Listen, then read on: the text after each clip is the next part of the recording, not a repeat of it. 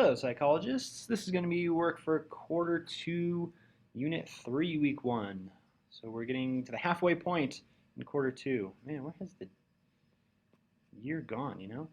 One thing I wanted to point out, though, is that on the updates page, you'll notice that the videos are no longer embedding like they used to. I don't know, Schoology did some kind of update, and you know how updates go, it like screws everything up. So you're not going to see the videos here, so I started posting links. So the work for this one, it'll say quarter 2, unit 3, week 1, right above this, as soon as I'm done recording. Okie dokie, so let's go to materials, right? So if you were a student here, you click on materials, click on quarter 2, and we're done with perception now. That's what we did last week. And we're on to thinking and language. And our essential question for this unit is, how is language acquired? So, we're interested in how people learn to speak and talk and communicate. Pretty amazing process. If you've ever, had kids yourselves, or if you have little brothers and sisters, watching them go through it is a pretty amazing process. So the work for this week is, of course, to watch the webinar. We're going to talk about nativism versus empiricism, and you're going to need that because you have an assignment on it or later in the week, so you got to watch the webinar for that. And then watch this video on language development. It'll give you some background information on how language is acquired. It's got some cool links to things in there about like what it sounds like at different stages of your life when people are learning to speak languages. And make sure you take good notes on there. So take good notes on the webinar and our video here on language development. 2 things which are essential for the rest. Then you're going to post into our discussion this week about language development. And so, the discussion is going to help us complete this assignment here, the nativism versus empiricism assignment. But the discussion is about which theory makes the most sense. So that's what we're going to talk about during the webinar this week, and it's also a little bit of prep for the webinar is in that video. So watch both the video and the webinar, and then once you have that, post into here. Remember, you want to not just post your response, but you want to go in there a couple of times during the week so you can post other people's, and so it ends up looking like a discussion. It's real easy, proficient points to make, and it helps people out with grades. Right? Which what we want to do is we want to continue a discussion through the week to help us out with the assignments for the week, right? So this is a perfect way to do that. So people who post a lot in here, I've noticed, have good grades. Why? Because they're thinking about the assignments, outside of just like doing it once and getting it done, and they're responding to other people's, and they're hearing other points of view and different kinds of thoughts, so they do assignments better than people who don't post. So make sure that you post in there. And make sure that you post to other people's postings. So it looks like a conversation. All right, and then the second thing is going to be understanding language development. So you're going to create in your own words how people acquire language. I'm going to limit it to a certain amount of time. We're going to start from a baby, and we're going to work our way up to 5th grade. Okay, so you can be creative in your presentation. You can do like any sort of kind of product you can think of, right? So you could do a poster, you could do a Prezi, you could do a PowerPoint, you could do an essay, you can do whatever you want. But you need to have a couple of things as a guide, right? You need to make sure that you have that you start with like a baby in the video. The video that I did about language development will start with 4-month-olds, right? So start with 4-month-olds and work your way up to 5th grade. Okay, a proficient score is going to have a couple of categories. It's going to have speech, and once kids get to writing, they'll have speech and writing milestones at each age, from like 3 or 4 months through 5th grade. And if you're looking for advanced on this assignment, try and have a section about how language acquisition might be delayed or interrupted or in other ways changed.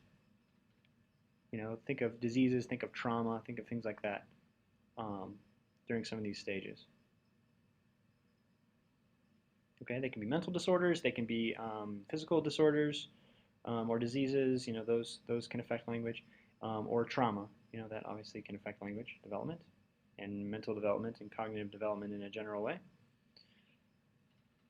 So that is the understanding language development assignment. And the last thing for the week is nativism versus empiricism. This is a summative assessment, and it's summative, which means that it's bringing together a bunch of knowledge together into one assignment. Okay, we're going to be working on this all week. Nativism versus empiricism. And basically what you're going to do is take all the information that you learn in the webinar, in the video, in the discussion, and we're going to put them all together into an essay. I have an essay outline right here, right? So you'll have the introduction. And the introduction will have like a brief hook or opening, right, for the topic. And then it'll have a thesis statement. And so I put a sample thesis statement in there, right? The empiricist theory of language development is accurate because of this reason, and this reason, and this reason. Or you could be the nativist theory of language development is accurate because of this reason, and this reason, and this reason. Now, this is a guide. This part here is a guide. You don't have to have a thesis statement that sounds exactly like this. But if you're having trouble with a thesis statement, that might be helpful, right? There's a fill in the blank. And then you're going to want, this is an argument, remember, right? You're arguing for or against either empiricism or nativism. And so the second paragraph or section is going to be the opposite side's arguments and how they are totally wrong. So obviously the opposite side is wrong and you are right. So make sure you get that in there. And then number 3 here is my side's arguments, right? So it's going to be your arguments for why you think empiricism is best or why you think nativism is the best. And these blanks here, remember, if you do this kind of thesis and you have because blank and blank and blank, these things are good topics for this part of the outline, right, about your arguments. But you want to prove that you are correct. So you want to be looking for evidence that you are correct. And then the 4th paragraph or section is a conclusion. So I would expect it to look like a kind of a 4-paragraph kind of an essay, right? Introduction with a thesis statement, the opposite side's arguments, your arguments, and the conclusion. You can feel free to break up these other arguments into different paragraphs if you want, depending on how you want it to look, but that's kind of the general gist of things, okay? You are going to have to, in your conclusion, have a references page, right? So I have our video from when I was putting this together, remember like the first or second week of the course, about how to cite sources correctly and how to make a references page. It comes with a website you can go to help you out.